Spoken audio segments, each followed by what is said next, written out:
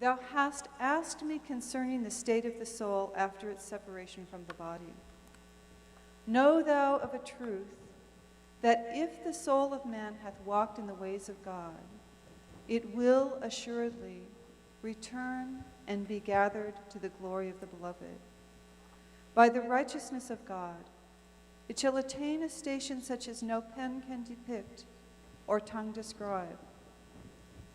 The soul that hath remained faithful to the cause of God and stood unwaveringly firm in his path shall, after his ascension, be possessed of such power that all the worlds which the Almighty hath created can benefit through him. I think we need that one again. The soul that hath remained faithful to the cause of God and stood unwaveringly firm in his path shall, after his ascension, be possessed of such power that all the worlds which the Almighty hath created can benefit through him.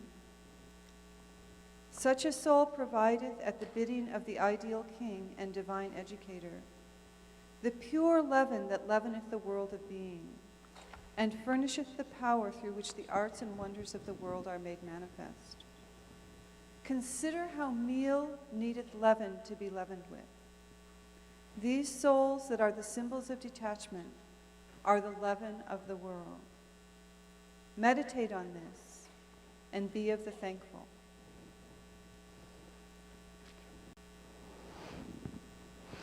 Friends, we have, through passages such as this, insights into the next world that have never been set forth by the divine messengers in the past. They're brief references, but nothing like this, such detail that Baha'u'llah gives us. Still, he tells us that they're the faculty that we have as part of our nature to enjoy the next world is not awakened and active in this life. Occasionally people see a snippet of it, sometimes a momentary vision of someone who's passed. But this is more the exception than the rule. The rule is that we're veiled from that world, and we give our services here, and we aim our devotions at these conditions of the soul that we need in order to prepare us for that. And service is the key to the whole thing. He who serves most is nearest to God. Now, one of the things that we see there is this spiritual association of the loved ones in the next world, that we have the pleasure of the company, attaining to the company of sanctified souls. And we'll refer a little later to the extraordinary hierarchy that exists in that world. Abdu'l-Baha talks about how in this world, just in your own body, you can see all the parts of your body are parts of your body, but the fingernail is quite different from the pupil of the eye and performs a different kind of a function. And so likewise, he said, the souls will, like the cells of a body, will have their position in the next world, their functions and their activities in accordance with their capacity, in accordance with their achievements and services in this life. He talks about the wonder of witnessing the reality of every sanctified soul. Earlier we were talking about how each of us is a unique expression of the names and attributes of God in potentia. It can be developed. We're not always shining. Not all the people are shining with the names and attributes that are their essential nature, but they're there and they can come out.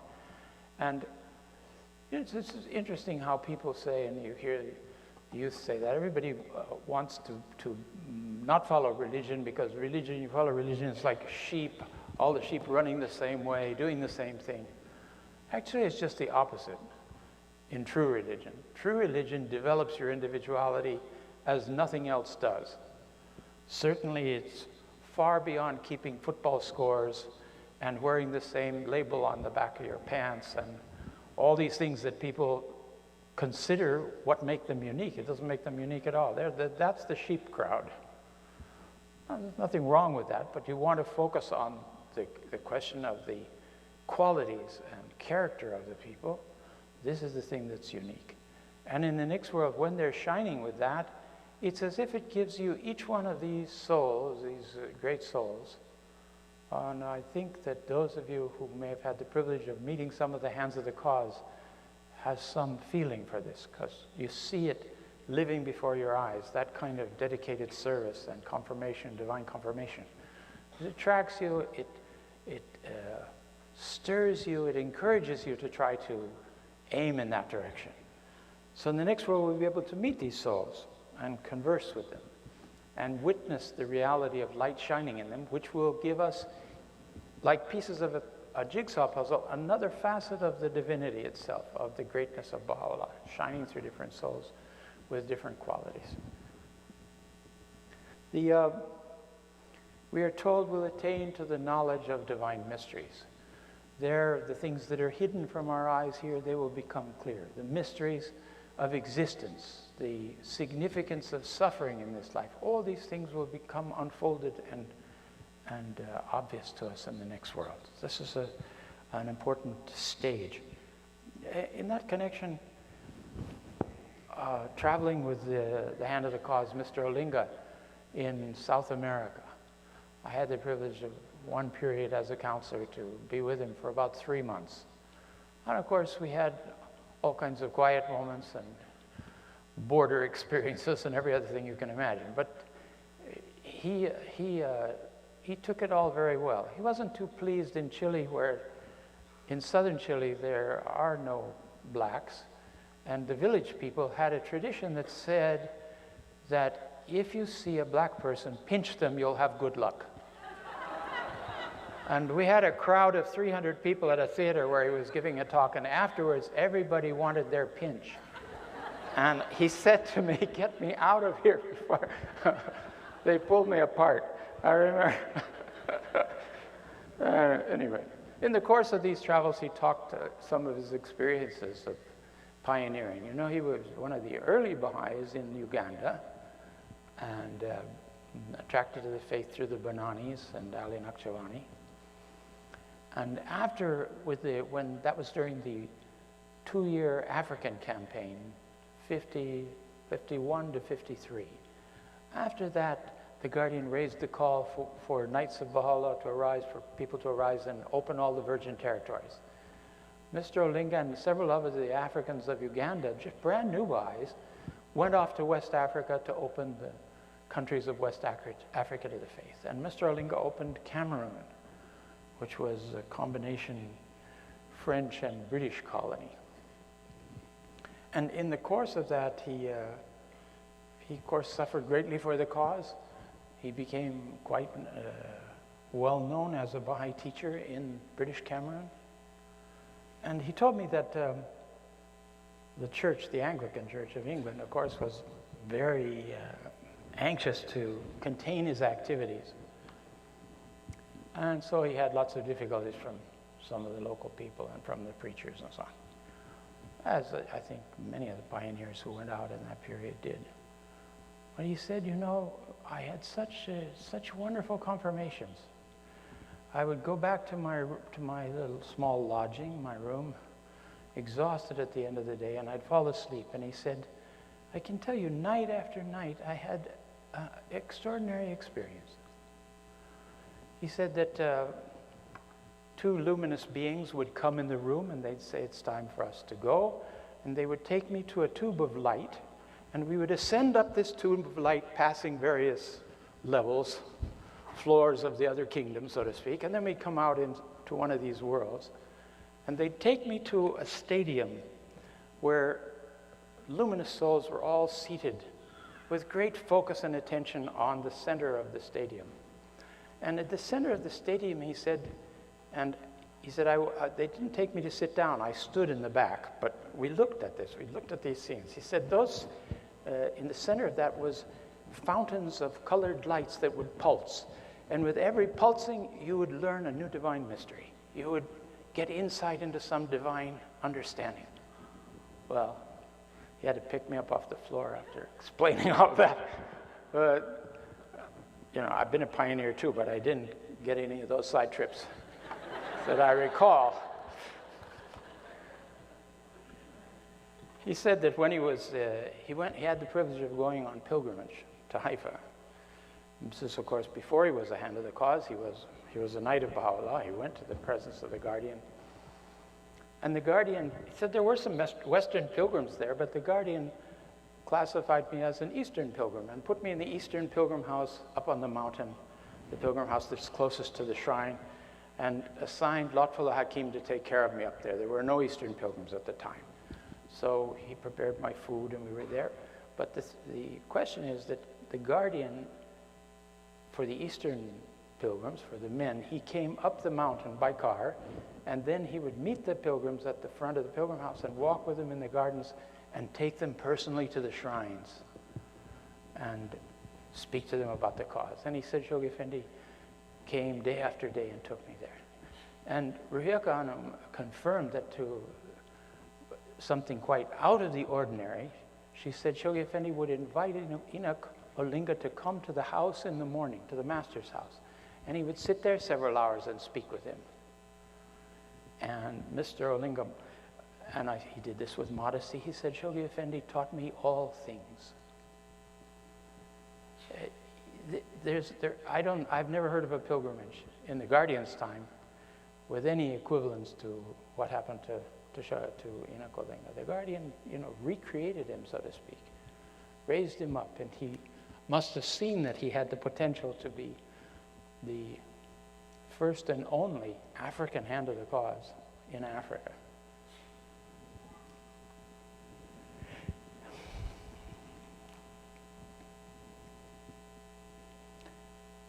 Through this is, again, a question of approaching the divine mysteries. Of course, we can drink of some of this through the verses of God. Both the Bab and Baha'u'llah talk to us about the surface meaning, the immediate meaning of the verses of God. But then he says that each one of these verses, each one of these words, the Bab tells us, each one of the letters of the words of the verses are filled with oceans of divine significances and gushing with the waters of the other world, if we but had the sensitivity to understand and approach it. And then he says those meanings that I'm talking about here, multiple meanings of the verse, he said those meanings have inner meanings, also of an infinite nature. Then he says those inner meanings have secret meanings inside of them. Then he said those have esoteric meanings within them, and those within them have secret and visible esoteric meanings beyond those previous four stages. And at the end of the fifth stage, he's describing of penetrating and gathering these gems of divine knowledge from the verses. He says, and so forth. It just goes on and on and on. Now he talks about the perception of the verses varying at the level of the individual soul's ascendancy. So you have, first they see with the eye of the outer body. They learn truths, they understand things from that. Then they have the eye of the spirit that opens, that gives them added insight. And I think this is closely related to the introduction of the spirit of faith that we were talking about. The breath of the Holy Spirit acting in the soul of the individual gives it perceptions that it would otherwise not have with just the outer eye. Then it has an inner eye. The eye of the spirit. Then he talks about the eye of the intellect, which is even higher, which is this ray of the divine mind that shines into the soul and gives it capacity to see things that it could never see otherwise. And of course, this capacity has been confirmed in the writings in various ways. And you'll see one of the references in some answered questions. He says that the righteous enjoy this ray, this beam of the divine universal mind that gives them added insight into the reading when they're reading the verses of God or when they're serving, when they're asking for inspiration. Then he talks about the fourth degree, the Bab talks about, which is that very intimate inner eye of the soul that opens finally and is the final stage. He says the only eye that is able to understand the mysteries of divine unity. And we see so many references to divine unity. What does that all refer to? Over and over it's mentioned. The mysteries of unity, the mysteries of oneness, which actually seem to be two different stages of inner reality rather than just a synonym of the other. And he said this inner eye, for the Persian friends, it's the fuad, the eye of the inner heart. That is the highest level. Now, obviously, as our own ascendancy takes place, our vision then goes out into these endless meanings. At each level, there's different meanings of the verses of God that we're hearing about. I think it's important just to mention this because sometimes we think we know something, and if you hear those two indexes there, you realize, yes, you know something. One thing it tells us is we shouldn't disparage what somebody else makes of the verses of God, because it may well be the level that they're at, that they're seeing these meanings. In one of the tablets, Baha'u'llah interprets the word Israel. He says, in this world it signifies this. In the next world up it signifies this. In the next world up it has these meanings. And in the next world up it has those meanings. In other words, each of the truths that we perceive, each of the hidden words, for example, will have multiple deckings of divine significance. And it gives us a great compassion and understanding that others are free to understand the writings the way they do. We can't enforce our meanings on everybody else, but we also can't say that they're not the right meaning because we already read that verse and we understand it this way. There's different understandings of the same truths.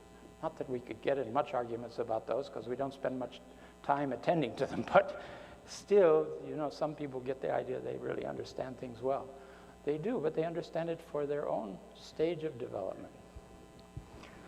These clarifications then take place in the next world, we're told. Service to God is obviously possible. You'll remember the phrase from the Tablet of Ahmad about a service in both this world and the world to come. Shoghi Effendi doesn't amplify on that, but he says it means we will have opportunities for service in the next world. We don't progress by free will. It isn't that we don't have free will. We have free will and choice in the next world. We can choose to pray for our loved ones. We can attend to whatever we need to attend to. But we don't ascend in different degrees of spiritual perception by our own efforts, but only by the bounty and grace of God, who is attentive to us and watches us, and just as he does in this world, raises us to new levels of understanding. In one tablet, Abdul says something very interesting about that. And it seems to me it has application to the next world. The next world is a world of light. But the soul will situate itself in a position where it's comfortable, the kind of light that it's used to. If it goes higher, it's not comfortable because it's too much intensity. It's kind of like Abdul says that when God moves us from one stage to a new stage, we may at first believe that we've gone backwards. We were becoming quite mellow and enjoying the spiritual life that we were having, and then suddenly things get bad again. And we see all kinds of shortcomings and difficulties in ourselves and in our relations that we didn't see before. Why is that? He implies it's an intensity of the divine illumination, which reveals to you the state of your own being. And maybe we've been living in a room with all the windows and curtains shut, and in our blind way we grope around and we tidy it up and we order things and we think, oh, the whole thing's well organized now. And then suddenly one of these curtains, a glance of light comes into the room, and we see that what we thought was all right is really a mess. So we begin to fix that, and gradually we open the curtains of our soul, so to speak, and we cleanse ourselves and we prepare ourselves and order the inner realm of our being by stages. And then this new light comes, and again we see more dust that we didn't see the last time. So he moves us. As we get used to the next level, we do have a period of, I think, of rejoicing and gratification to God. But he does develop us through a series of difficulties and calamities, and that's our really blessing. We should thank him. We can also cause difficulties by our own foolishness, but I think God is great, and he uses those also. Even one place, Abdul Baha says that the mistakes and misstatements of the loved ones, God takes and uses them for his own advantage. He has the capacity to do that. We don't. We make a mistake and we think, oh, I've hurt the cause, I've done. But if we're sincere, he also can use those mistakes for progress. In that sense, one of our early teachers, Jesma Herbert, she was on the first Board for Protection here in the Americas, Auxiliary Board for Protection, in the time of Shoghi Effendi. And she said that you will see that press releases, articles about the faith, denouncing the faith or anything else, all serve good purposes. In a sense, the enemies of the cause are our greatest publicity agents. They have much more power and capacity to diffuse their messages, and they do it. And I remember at the time, just then Shoghi Effendi passed away, and there was an article in the Time magazine. We'd never seen an article in Time magazine about the faith, but here was an article about the time of the passing of the guardian and no successor, all hands down kind of article, describing a little of the history of Baha'u'llah and saying how he had tried to murder his brother in Baghdad, and so, you know, just a little bit of Catholic confusion about the history of the faith coming from the source of Time Life magazine. And I gasped at these terrible things. But then it went on to describe the teachings and the unity of mankind and all kinds of wonderful. I went pioneering just after that. And I was being interviewed for a job at the Cultural Center in Nicaragua by an American who was the head of the institute to teach English there. And he asked me what I was doing in Nicaragua. And I said, well, I'd come here to help support the activities of the Baha'i community, of the Baha'i faith here. Oh, he said, I read an article in Time magazine about your religion. He said, the concepts of this unity of mankind attracted me so much. That's so beautiful. Nothing about Baha'u'llah's history. So I remembered the dear words of the auxiliary board member. And you remember that too, because there'll be a series of attacks, waves of attacks in the future on the cause. And you just realize that those are busy awakening souls in ways that we might not be able to do ourselves. The diffusion, one of the important services in the next world is the diffusion of the divine fragrances. And we're told that teachers who are engaged in teaching the cause here, they will have the privilege of doing so in the next world as well. And one of the confirmations on this you'll find in Memorials of the Faithful, where Abdu'l-Baha speaks about one of the early teachers of the cause, and he said, I just had a dream of him.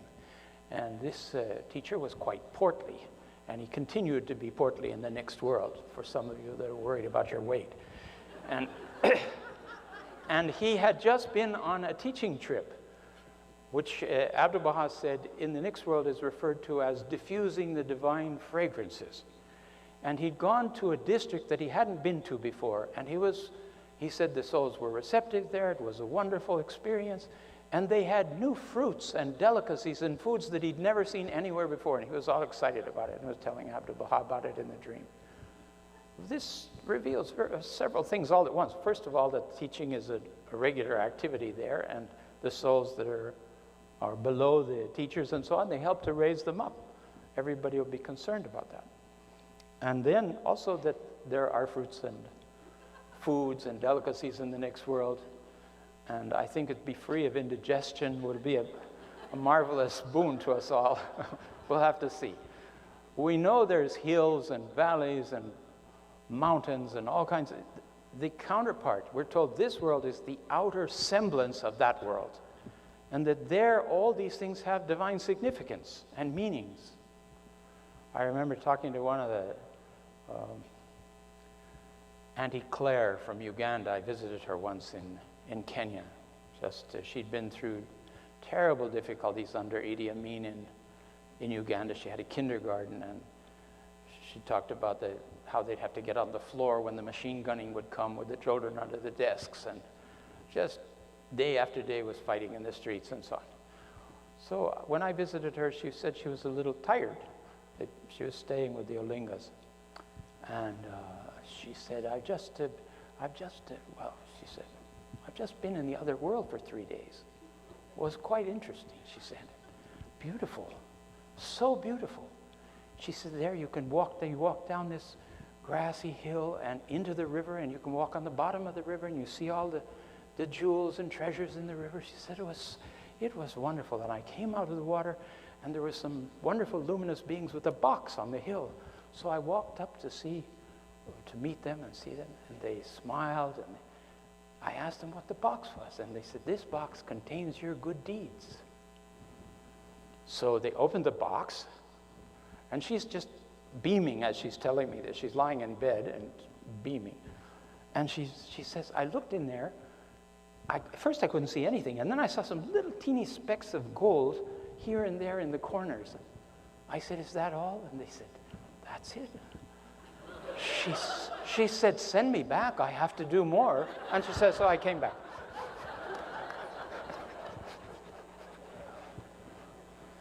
Dear Claire Gung, she was marvelous. So. Okay, let's see. All mansions. Talks about mansions in the next world. We say, oh, these things are all symbolic and who knows what. There are mansions in the next world. And they are to be occupied by the servants of God and the chosen ones of God. One of our dear friends is Ruth Yancey, who became Ruth Pringle, who became a counselor of the cause. She is the only Baha'i I know that went pioneering before being accepted into the faith. She was close to the cause. She'd sent her letter to be taken in by the local assembly, but it was in the Chicago area, and they were all taken up with the Intercontinental Conference and the call of the Guardian to go out pioneering. And she got up on the platform. They let her go because she was so close to the faith. They let her go to the conference. So she offered to pioneer, and she was on a plane going to Puerto Rico, and she got her membership card after she got to Puerto Rico. Dear soul, African-American Baha'i, a nurse, a very capable woman.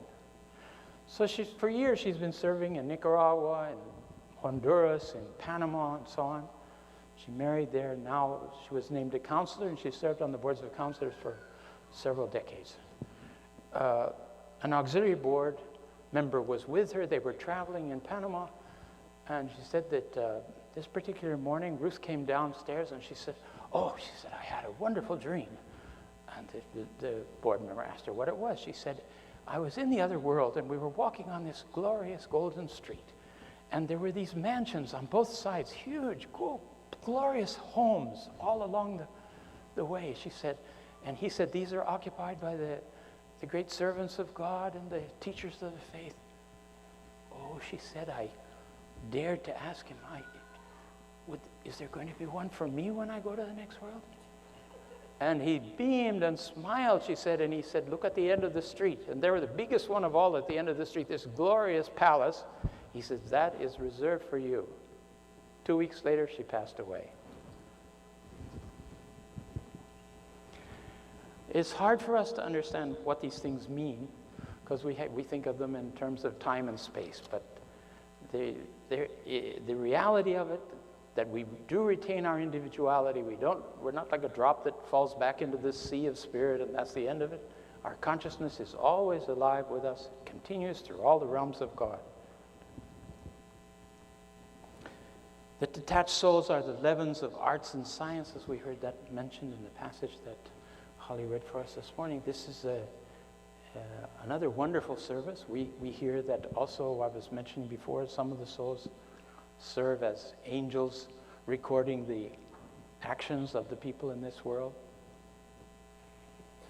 Others diffuse these inspirations.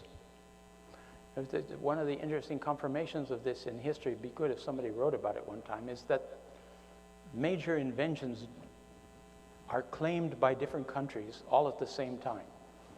We made the first airplane. The Russians say they made the first airplane. Somebody in Eastern Europe says they made the first airplane. It's because when the moment has arrived for the inspiration, it seems to diffuse generally. So great scientific discoveries oftentimes are coming alive all over the world at the same time. It's an interesting thing to think about. We like to claim all these inventions for ourselves, but it's not always the case.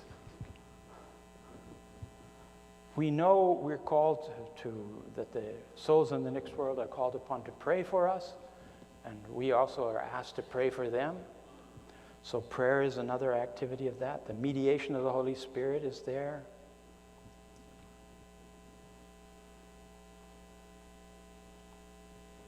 The influence of souls, the capacity for intercession is in the next world. Those souls can intercede on our behalf. Shoghi Effendi, in this marvelous message he writes at the end of the life of the greatest holy leaf, he calls upon dear blessed Baya Khanum to intervene with your brother and your father on behalf of the beleaguered community of the Baha'is in this world. And we can always intuitively, there's a passage cited in the New Era that talks about this, where he says we intuitively are drawn to some sympathetic with some soul that's passed on that we've been close with. And we can turn to them and ask them to pray and offer prayers for us. It's not the same as the Catholic intercession of saints, but it's not very far away either.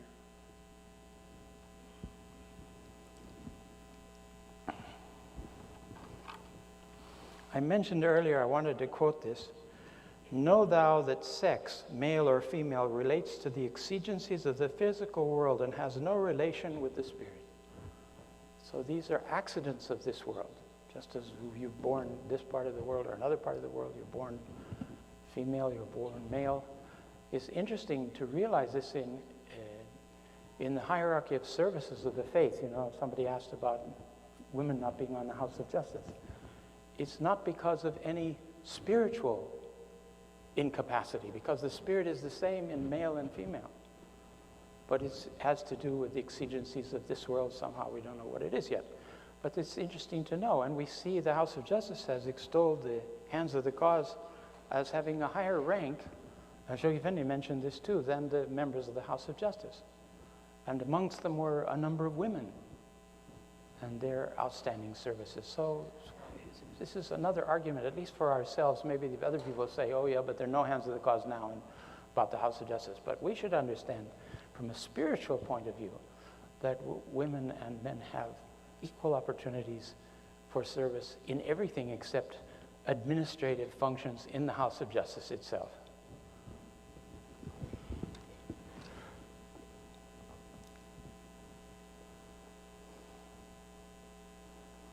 Veiled souls, station of the sanctified. Let's go to that theme for a little bit here.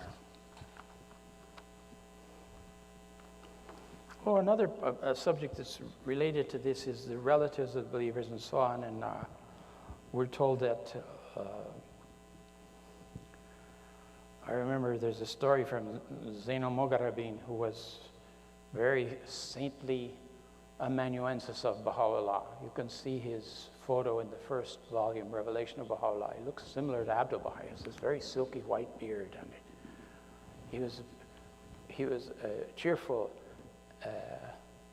in his saintliness, and also because he had this quality, this integrity and this purity that he had, he was known to be able to joke with Baha'u'llah. Now, I don't suggest any of us try this, but he had this intimacy with Baha'u'llah that he was able to tell funny stories and say things that would amuse Baha'u'llah. For instance, one time he'd come and he was having breakfast. Baha'u'llah, they had invited him to come he'd come to the mansion and come upstairs, and Baha'u'llah was preparing tea. And he had tea, and he had cheese, and he had olives. So he'd offered these to Zain to take, and Zain was drinking his tea and eating the cheese. And Baha'u'llah said, you haven't taken any of the olives. You should serve yourself some olives. And he was gracious and didn't say anything. And then again, Baha'u'llah saw, so he says, you're not taking any olives. No, they're very good olives. And then Baha'u'llah says, you know, God swore in the Quran by the fig and by the olive. And Zain said, forgive me, Lord, but he swore before he tasted them.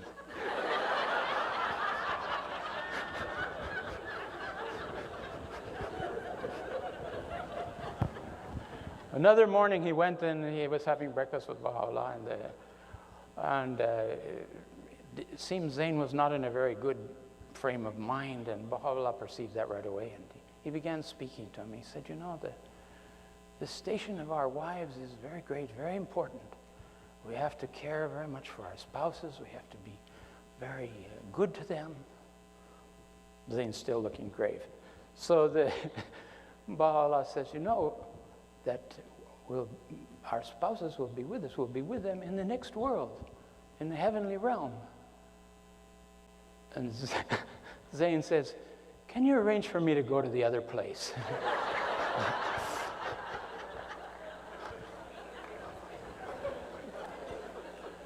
Now, there's something about saints that usually they have very interesting spouses. This goes both ways.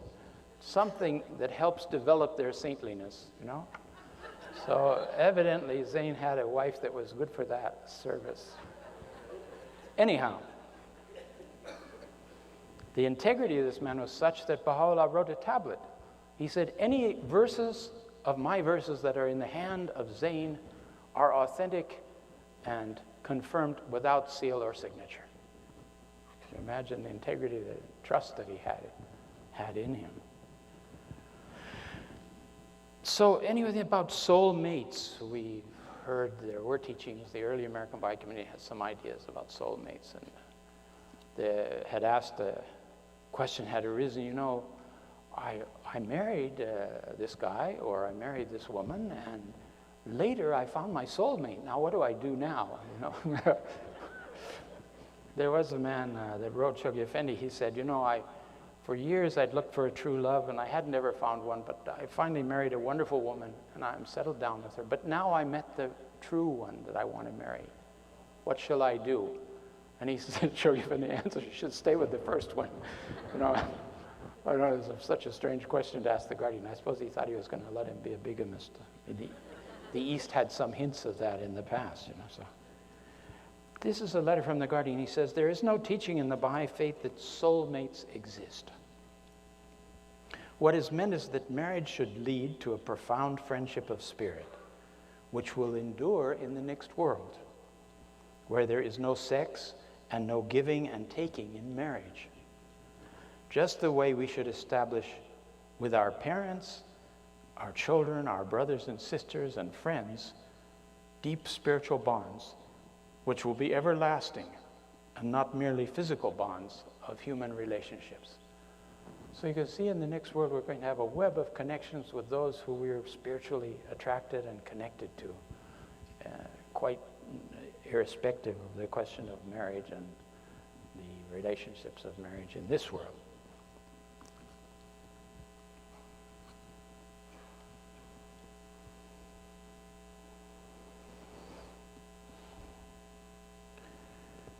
One, Abdu'l-Baha says in one occasion, he said, one who is an unbeliever, when he passes away, it's possible through the power of God for him to attain a high station, but he can never do it by himself, as his station is fixed so far as he is concerned. And again, from the guardian, those who have never had an opportunity of hearing of the faith, but who lived good lives, will no doubt be treated with the greatest love and mercy in the next world, and reap their full reward. And again, concerning your question whether a soul can receive knowledge of the truth in the world beyond, such a knowledge is surely possible and is but a sign of the loving mercy of the Almighty. We can, through our prayers, help every soul to gradually attain this high station, even if it has failed to reach it in this world. The progress of the soul does not come to an end with death. It rather starts along a new line.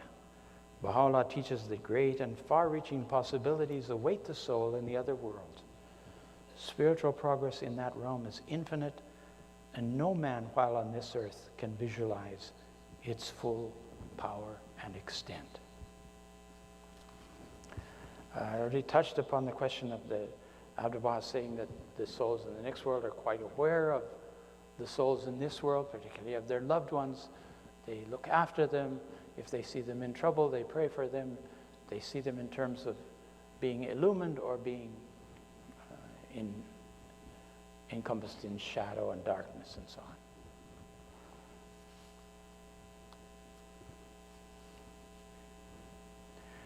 on.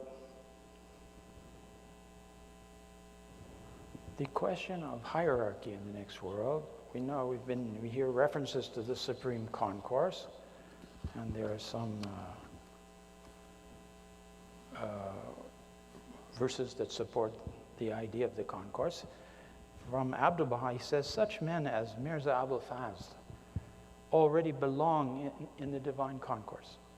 All his interests are centered on the spiritual horizon rather than on this transitory phantasmagoria. There's a new name for this world. All his efforts are turned toward the heavenly kingdom. He has no other thought. Such souls are aided by heavenly confirmations. And as he has stated, he's still alive, and he says he already belongs in the Supreme Concourse. He's already part of the Supreme Concourse. Praise be to God, the hosts of the Supreme Concourse secure the victory and power of the kingdom, and are ready to assist and support us. And then another from the Guardian, he talks about the face through whose brightness the concourse on high hath been illumined, referring to the manifestation. The holy realities of the concourse on high, writes Abdu'l-Baha, yearn in this day in the most exalted paradise to return unto this world, so that they may be aided to render some service to the threshold of the Abha beauty, and arise to demonstrate their servitude to his sacred threshold. It also talks about the death of one of the friends. He's been put to death with such cruelty that all created things and the inmates of paradise and the concourse on high wept for him, which gives us the idea of the awareness of the other world, which surrounds this world, he says. They're aware of the different sufferings that are going on, and we don't lose consciousness of that by going to the next world. We don't lose anything by going to the next world except this wretched physical being that gnaws at us and tests us all the time.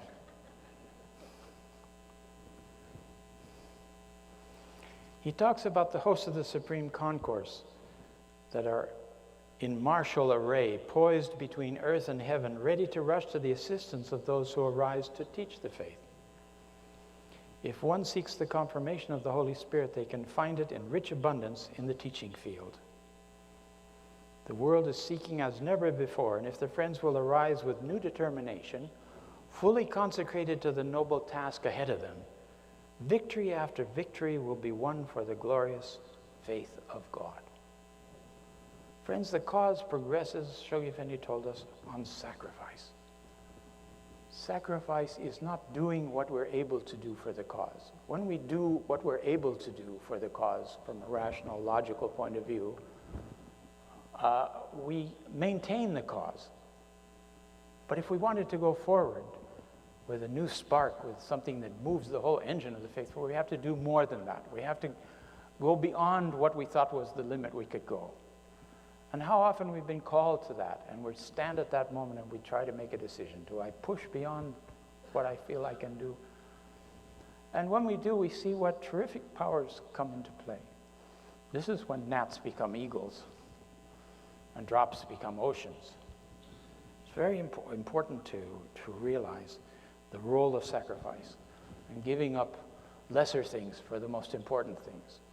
And part of that, of course, is the sacrifice of our own time, the time we take away from other things, perhaps for study of the cause, as well as the teaching of the faith, so that the quality and effectiveness of our teaching is always enhanced, is always increasing.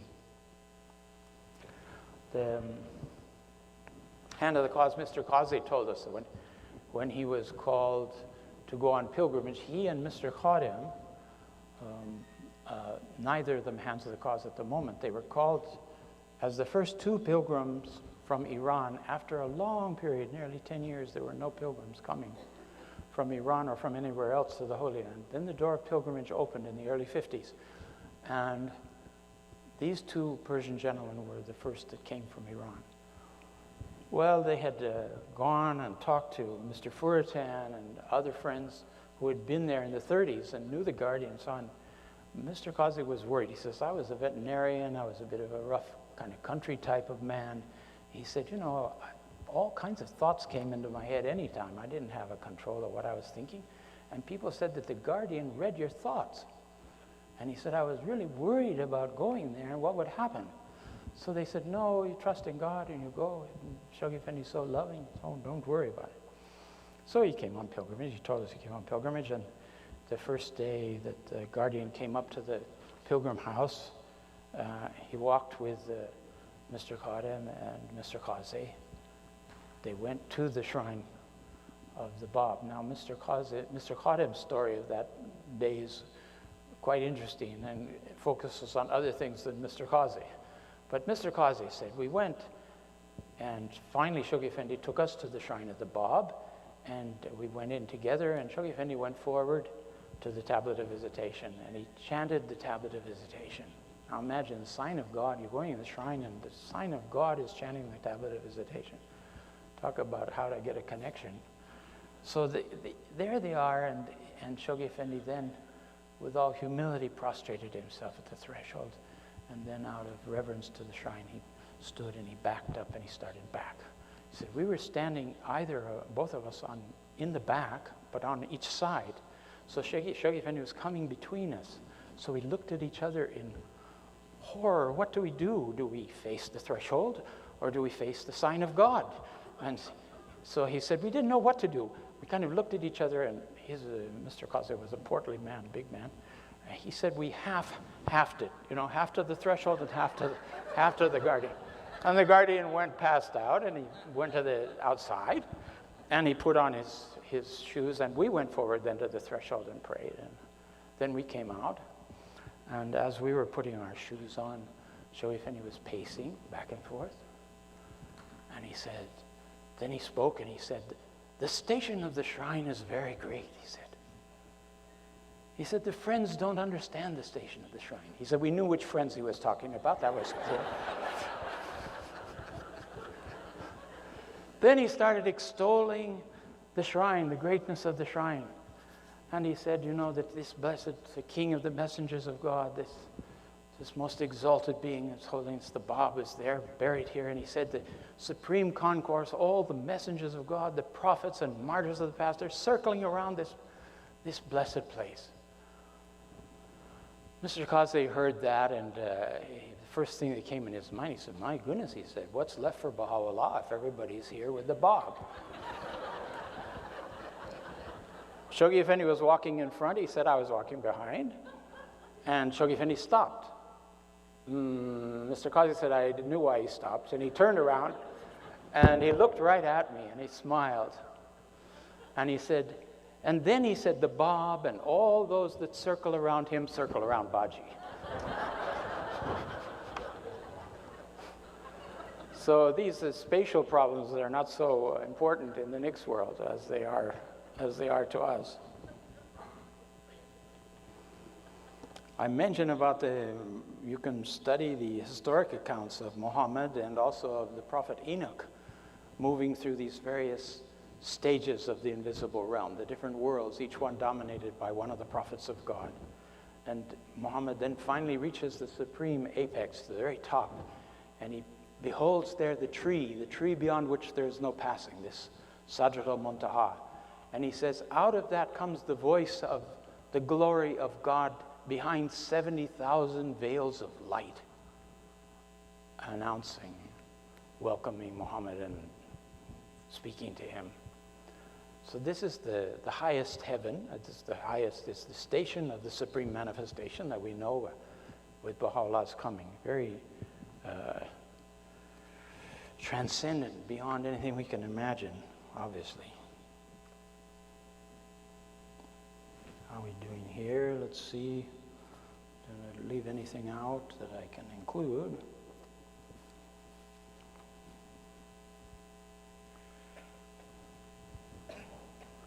There's one very interesting passage from a letter of Shoghi Effendi to the East, Nowruz 108.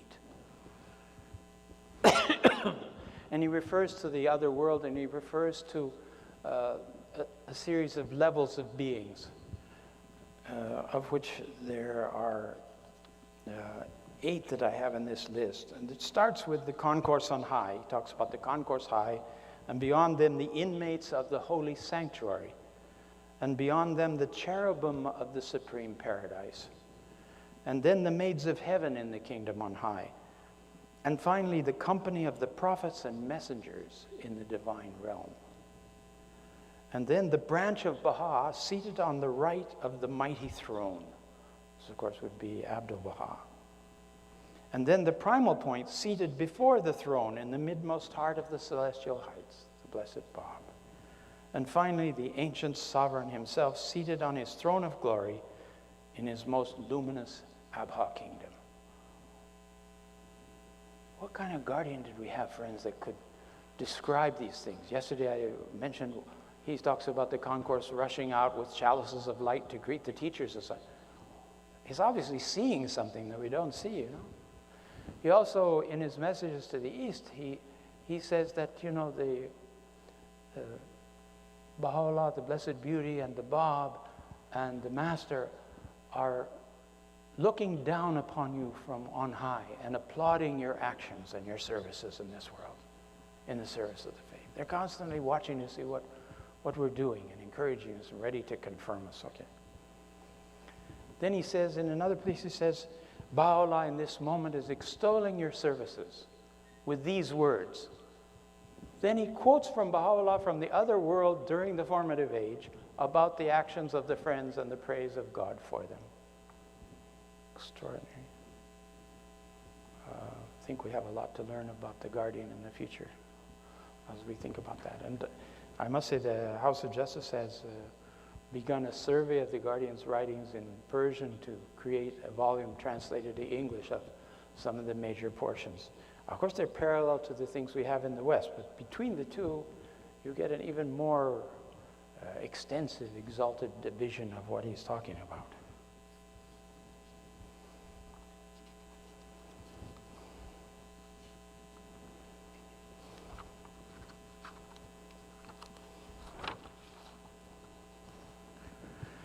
All right, friends, I think I'll go to the question, some of your questions that you asked yesterday, and we'll go on with this subject of immortality in the next session.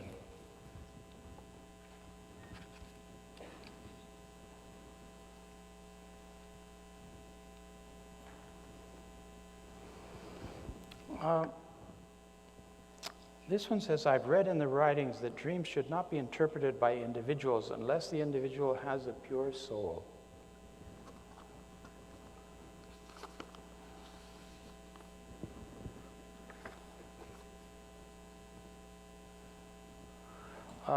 Do you have any thoughts on this? We are all imperfect, and therefore no one is completely pure. When can dreams be interpreted with this in mind? So then they apologize for a confusing question. Nothing very confusing about the question. The answer is difficult, but fortunately we have Shoghi Effendi's response to someone who said, can I trust the interpretation or the visions that I have in dreams? I receive guidance in dreams. Should I trust this vision or not? And Shoghi Effendi says that one does, it's quite possible to receive guidance in dreams, but that one should compare whatever the guidance is in the dream to the writings of the faith. But the main channel of guidance are the verses of God. Otherwise, God could have inspired us all with dreams, and that would have been the finish. We didn't have to publish books or anything. But that isn't the case. He's given us texts to guide us. So you check your dream against the text. And if the dream is telling you to do something that's not in accordance with the text, then don't do it. If it fits in with the text, okay, you can consider and weigh and see what you want to do about it.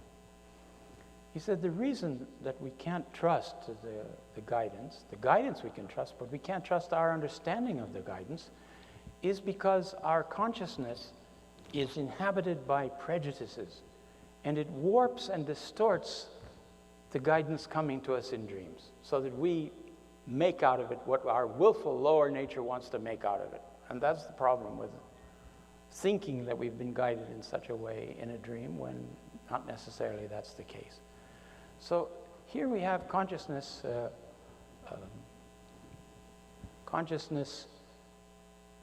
not in its pure state. Now they're asking who's pure enough to completely interpret the dreams. Yesterday, we talked about symbolic dreams. There's some symbolic dreams. Those things you can check with people what they think, what do they understand by the dream.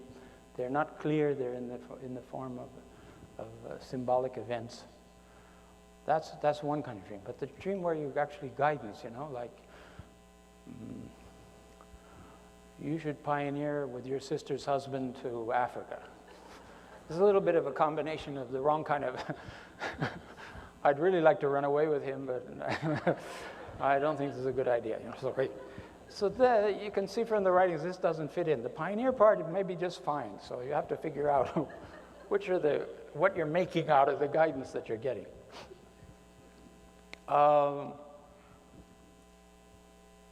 The other thing in this letter, it's written way back in the 1920s. He says this guidance comes to the souls when they're awake as well as when they're asleep. But for the most part, we're so far away from that emanation of divine power that's the center of our being, that's the presence of God in our existence, that we don't feel it. Now, there's some souls who are able then to detach themselves sufficiently from the world that more and more they receive this inner light of inspiration and guidance. And Shoghi Effendi told May Maxwell, he said that the teachers that serve the most, draw closer to God, they act in mysterious ways. And sometimes you don't understand exactly why you're being compelled to do something. And yet you have to trust in it if it's not going to harm anybody. There's a lovely story of a teacher in England. This woman, 3 years ago, she had been searching different religions and reading different writings. She was confused, and she didn't find anything that satisfied her soul, and she knew there must be something, but she didn't know where was the truth. So one evening she said, "Okay, God, I have searched and searched, and I didn't find anything. 3 days, I'll give you 3 days to lead me to the truth. Otherwise, I'm not going to search anymore." Well, that's pretty bold in itself, but she went through 1 day, 2 days, 3 days, put her pajamas on, got in bed, and that was the end. It was supposed to be the end of it. Only she couldn't go to sleep. She kept waking up, and she's wide awake. She says, "This is ridiculous. I'm wasting my time here lying in bed. I can't sleep. I'm not sleepy. Okay, I'm going to get up and go to she was on a campus. I'm going to this email room and send some emails until I get sleepy." So she got up and did that. Meanwhile, our poor Baha'i friend on the other side of the campus is watching television, trying to enjoy himself, but he cannot get out of his mind that he has to go and send the emails. But he doesn't know what emails he has to send, but he's got this email thing in his head. He said, "I can't get..." And he goes to the nearest email station where he is, which isn't the email station where our friend is. So he's there, and he's sitting there, and he can't, and he feels compelled to go to this other place to send the email. And, from a rational point of view, what's the point of that? Why am I being pushed around like this? Anyway, he gets up, and he goes to the other email thing, and she's at one end of the room, and he's at the other end of the room, and he's typing. And suddenly he says, I find myself asking her, "Excuse me, are you a Baha'i?" And that started the conversation, and our lady friend is there, very active in the faith now, and she says within the 3 days, she got the truth. But sometimes he has to move us around that way. Now, what if we say, no, I'm going to watch my TV program. I'm not doing this other thing. We have to at least be receptive. This is what I was saying the other day. Help me to meet receptive souls, and help me to know where and when to meet them, and realize that these are receptive souls, waiting souls, so to speak. Got some more? Oh, gracious. Okay, we'll just save these for the committee for next year, I think.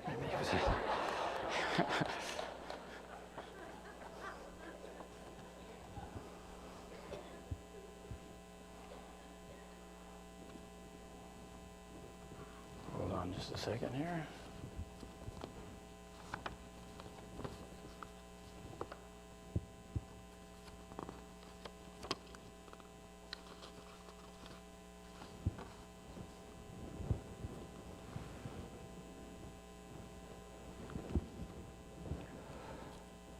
What time does this session finish? I don't want to start some long-winded answer that I can't finish, 10:45, okay.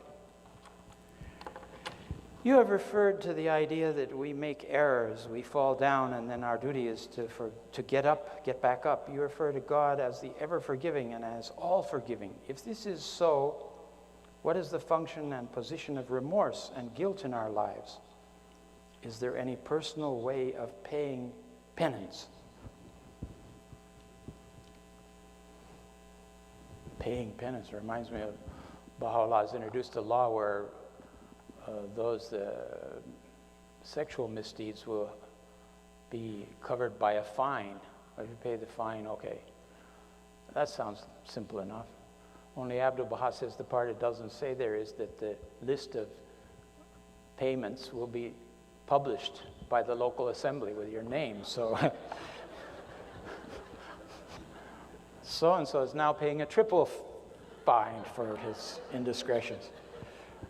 Interestingly enough, friends, the House of Justice, when it was reviewing and preparing the Kitabi Aktas for publication, found clear reference from the Guardian that that law refers to adultery not amongst marriage, but just amongst anybody, that the punishments for adultery for married people will have to be looked at by the House of Justice in the future. But this is just any sexual. This problem is there's a word in Arabic that covers both, and there's no simple way to refer to it. But it refers to all non-marital sexual activity, relations, and so on. I think that, Shoghi Effendi refers, he's translated these passages about asking for forgiveness. And of course, remorse, guilt, I don't know how useful that is. It's good in the sense that it moves us towards repentance. Where we repent, we actually are sorrowful and mournful about our mistakes before God, and we ask for Him to forgive us. But it's to that degree that it's important, that it moves us towards repentance and asking for forgiveness. Not that we sit and wallow in our guilt forever and ever, and that is not, that just aborts the whole purpose of existence. So we have to try to overcome it. Obviously, we're trying to struggle. We shouldn't get ourselves in difficulties where we have to be remorseful or guilty. But you remember the phrase it's cited from Islam in some answered questions, where he says that the good deeds of the faithful are the sins of the near ones. Implying that as we grow spiritually, the line comes up about what's acceptable and what's unacceptable.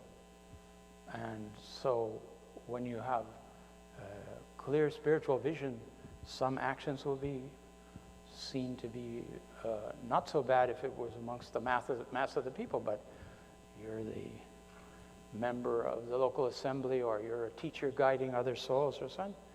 It has another level of criterion and discretion that has to be looked at. And I suppose there then the measure of repentance has to be greater. I think it is the Glad Tidings number 13 in the tablet of the Glad Tidings, in the tablets of Baha'u'llah. Baha'u'llah says that when the soul is in a detached state, it should pray for the forgiveness of its sins. And he gives a prayer there for it. He's actually prescribed a prayer. And he says nobody should confess their shortcomings and sins to another human being. We know the prohibition against confession in the faith. But he should confess to God and recognize his shortcomings before his Maker. And then he has this prayer to say. And it invokes the blood of the martyrs and asks for forgiveness for our parents. It's a marvelous prayer. If you haven't run across it, you should look it up. And if it's not 13, it's 9, but I think it's 13. Not having it in front of me here.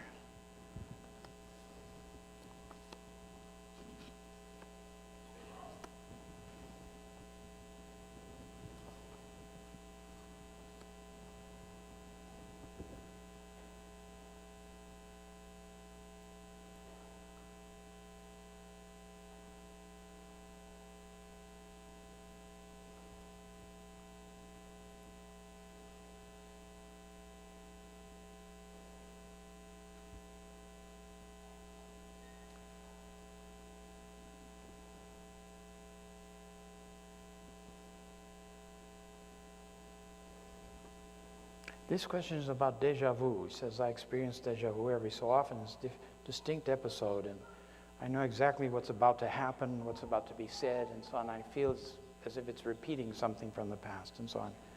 Asks, is this the same thing as what, or similar to what Abdu'l-Baha says regarding the dream world, in which 10 years pass and we find ourselves experiencing what we experienced in our dream? I haven't seen any clear explanation of this. It seems to have some parallel to dream existence. Maybe it's a dream we've had which we don't remember anymore. But at the time it happens, we feel like we've seen this before. We've been here before. The situation of the furniture, everything, it matches exact. I mean, just a momentary. It's a very interesting thing. It's part of the processes of the soul, apparently, but I haven't seen anything in the writings to explain it.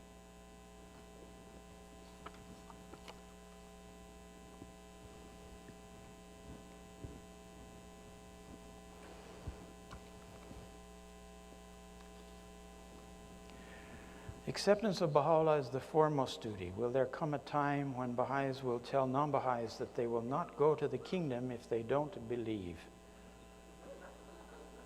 What will be the non-believer's station and place in the afterlife? Well, there's such a thing as wisdom in teaching. But on the other hand, you should know what the teachings are. Not everything a man knows is it timely to say. But there's a passage here in what I was preparing. Abdu'l-Baha says, no one who doesn't accept Baha'u'llah will go to the Abha kingdom. The Abha kingdom is only for believers in Baha'u'llah. And yet the other world has many stages and processes of developing souls, but there's a terrific advantage in having recognized the manifestation of God in its day as an honor. It's accompanied by eternal sovereignty. You don't want to abort it or walk away from it. It's a very, very precious gift that God has given you, and none of us know why we've been selected to be receptive to the faith and others aren't. We don't understand how that works. But this grows as a groundswell in the world that more and more souls will come to understand it. And once it's the accepted norm, and once just the way most people are now Christians, most people will become Baha'is, the distinction will be lessened.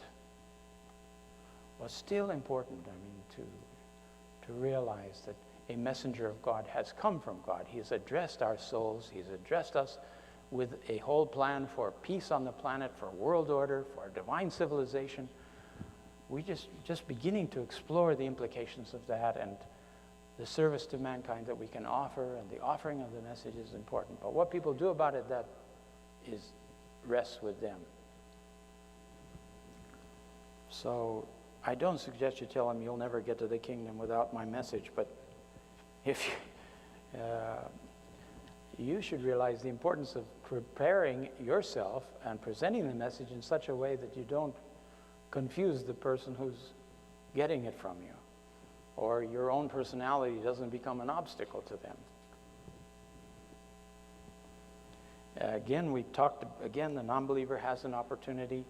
Even those who have refused, they can be assisted through prayers and the deeds done on their behalf in this world. We'll read some quotations about that a little later. Can someone accept Baha'u'llah in the next world? Absolutely. We saw some of these quotations that when you enter the next world, you have an opportunity. Shoghi Effendi says, for the soul has an opportunity who hasn't heard to recognize it, and if they've lived according to the teachings of a previous manifestation of God, tried to follow Christian law or Jewish law or Muslim law, they will be in a position to observe the light. Now, whether they recognize the light or they don't recognize the light, that's like the problem of this world. But it's more obvious there. But we don't know enough about it to know just how that works, but opportunity is there for sure. That's part of the mercy of God and the justice of God. Someone asked about the fifth mode of revelation. We talked about 4, 5. The fifth is all of the 4 previous modes, but this time in the Persian language rather than in Arabic.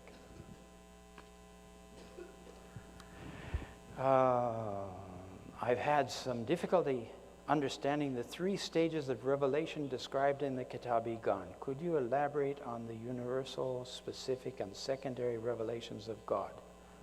Gracious Lord. I think if you look at the book and you meditate, you're going to come up with the answer. But the universal revelation of God, as I understand it, this tajalli am, it's universal in the sense it's always present. It's the bounty of God that sustains existence. So there's nothing about the coming and going of it, because the whole argument in the Gan is that it is said that in the last day we will attain to the presence of God in the day of judgment. So the question is, what is attaining to the presence of God signify? If it means attaining to this universal revelation of God, we've already all had it. It surrounds us, insensitive as we may be to its presence and its influence. It's the sustaining force of our existence. The second stage of revelation, what Baha'u'llah refers to as the specific revelation of God, is something that was postulated by the Sufis to take place within the self of God itself. That is, the love that God has for his own being.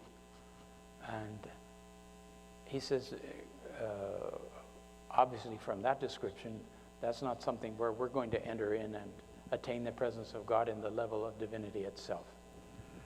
He says the third possibility is the secondary revelation of God. The secondary revelation of God is the revelation that God sends through the manifestation of God into the worlds of existence.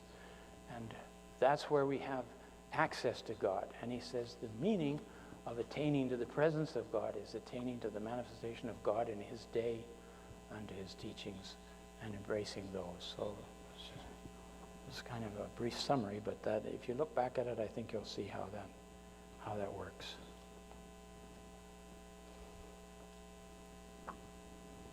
What about angels?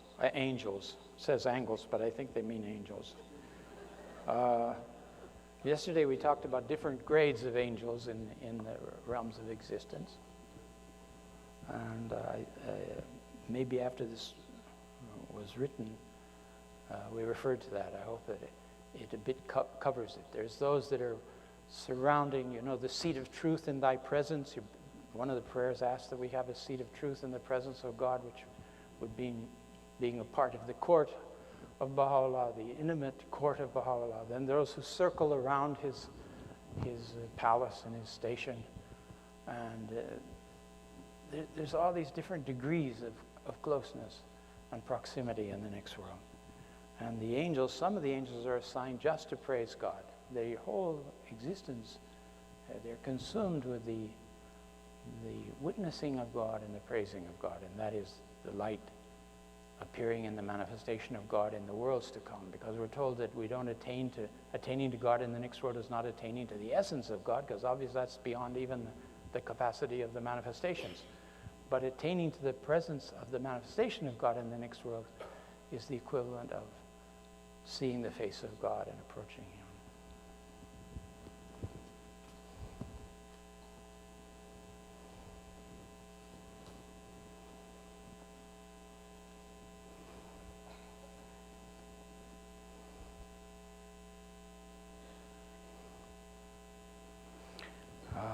Asked to explain the hidden word, love me that I may love thee. If thou lovest me not, my love can in no wise reach thee. Know this, O servant. If God's love is like the sun, wouldn't that love shine on all? What do you think? It does shine on all, but your inner reality is like a mirror, and it may be in need of dusting up or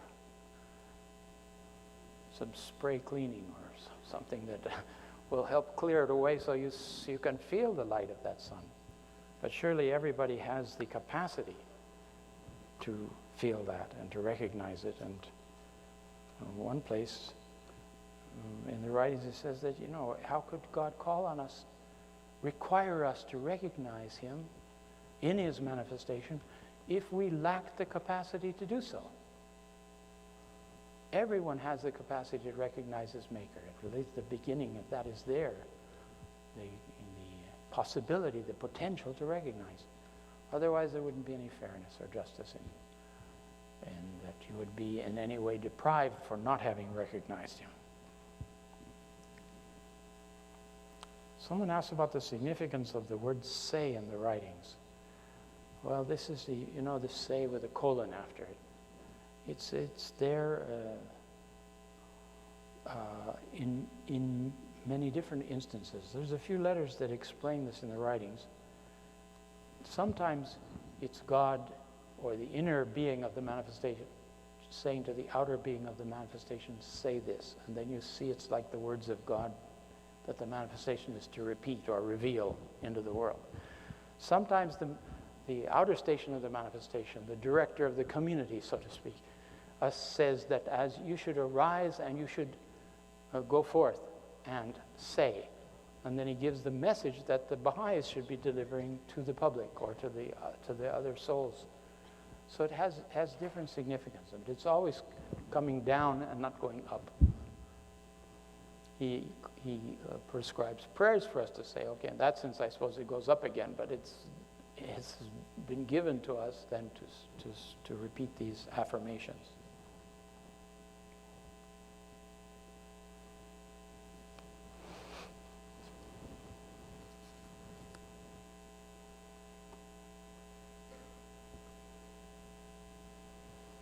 Here's a question, is it okay for me as a Baha'i to not think about God?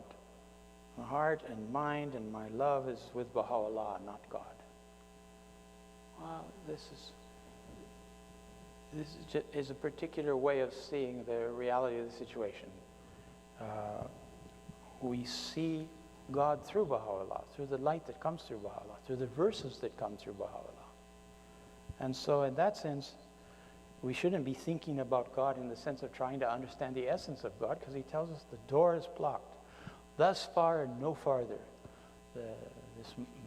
Sadratul Muntaha is the last place. And even this furthermost position in relation to God, the manifestations, as we see, said that they stand thunderstruck, that they can't go beyond that. They understand. You do not understand the manifestation nor God with the equipment that you have in your soul. You understand the bounty of God in your soul, but not in the worlds of God. You see the effect of it in your own being. Now, the manifestation of God, it seems to me from what's stated there, my own understanding, is he understands the world of God by the way it's revealed in his own being and the powers, extensive consciousness that he has of the whole of mankind.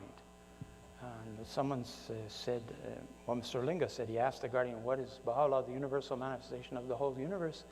And he said, no, Baha'u'llah said that, the Guardian said to him that Baha'u'llah is the universal manifestation for this planet and for its the immediate stages of the souls after they leave this planet.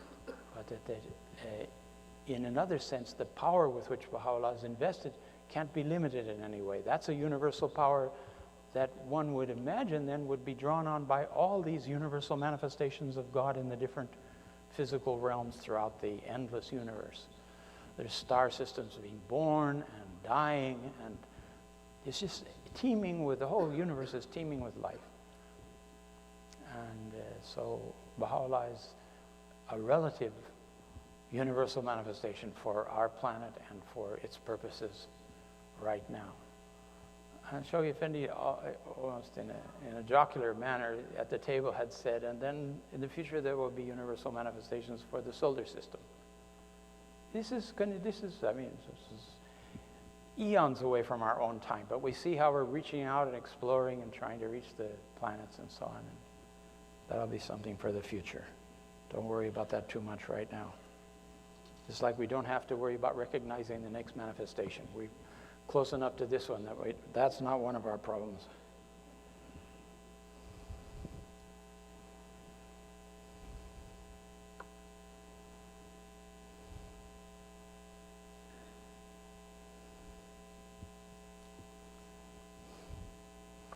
Well, this is really, at this point, it's not a question for me, but let me repeat it because some of you may have it, and then you can ask the proper institutions. Regarding creating obstacles, The Ruhi Book 1, either Section 1 or 2, immediately addresses Baha'i laws, that the Baha'is should not drink, for example.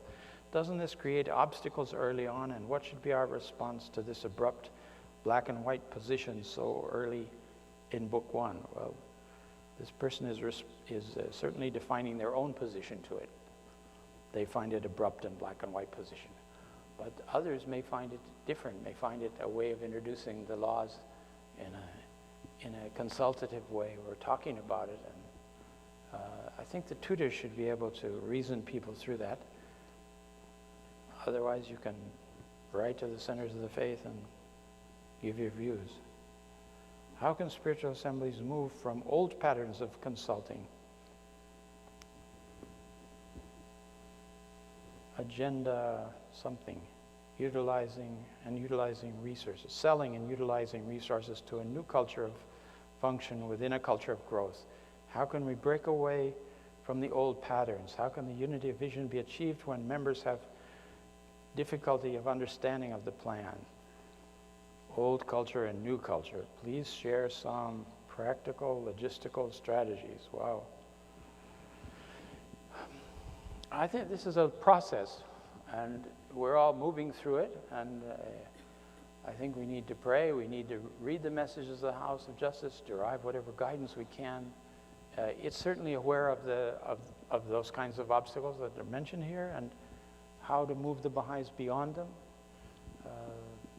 Plumb the resources that are at hand, and those are the verses and instructions of the House of Justice, basically. I don't think I can go beyond that. I don't have any special strategy, except be open and be young, no matter how old you are.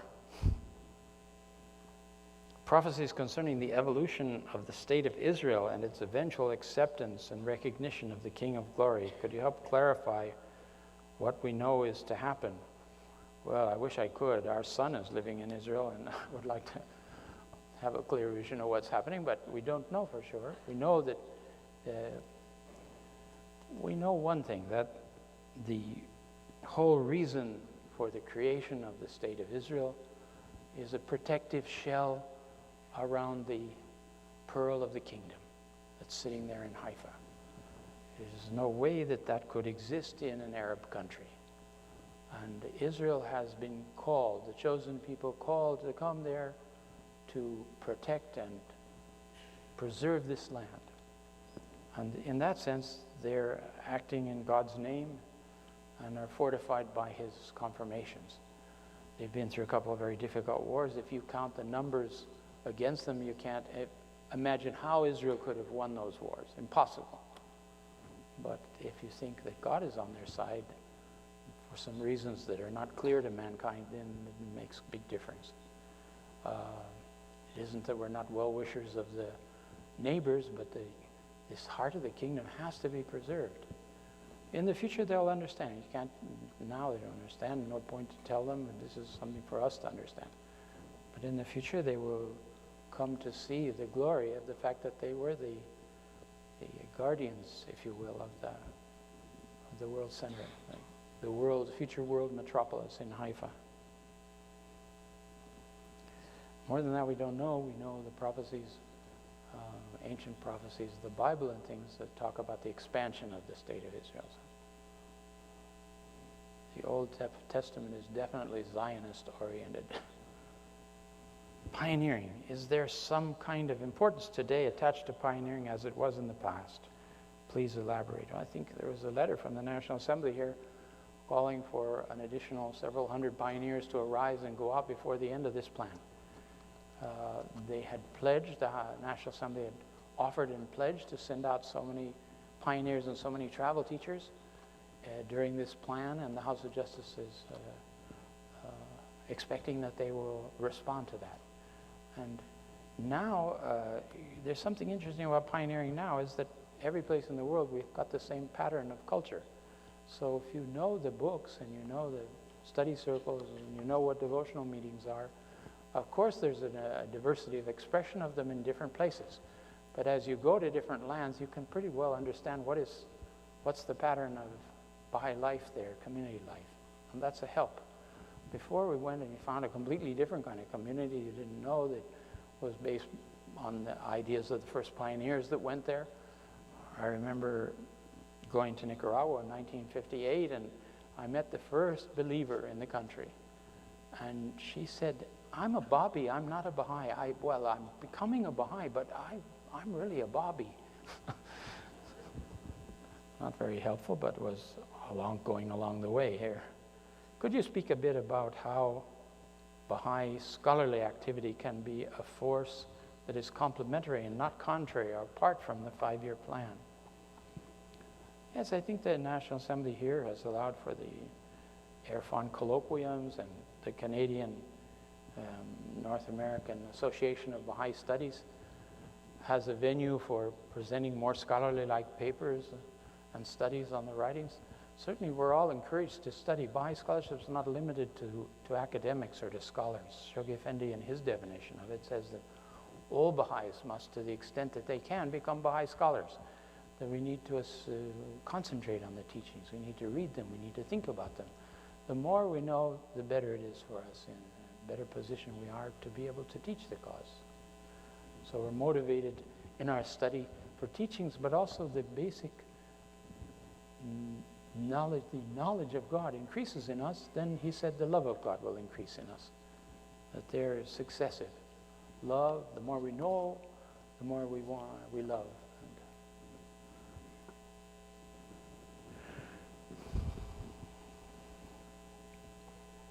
How do you envision communities moving gradually to decentralization of core activities? Is there a middle way? I think we're addressing this in so many ways. I don't know which end of the which tail to grab here. In some places the core activities are supported in an area by neighboring communities within the same cluster. So they're, in a sense, they're already decentralized, but they need some help to give the people confidence to move forward. Now, if we have this study circles going on, this prompts the core activities, and the more we extend the study circles to different parts of our clusters, the more manpower we'll have, so to speak, to hold devotional meetings and to attract other people to the scheme. This is preparation for entry by troops. That's the whole idea of it.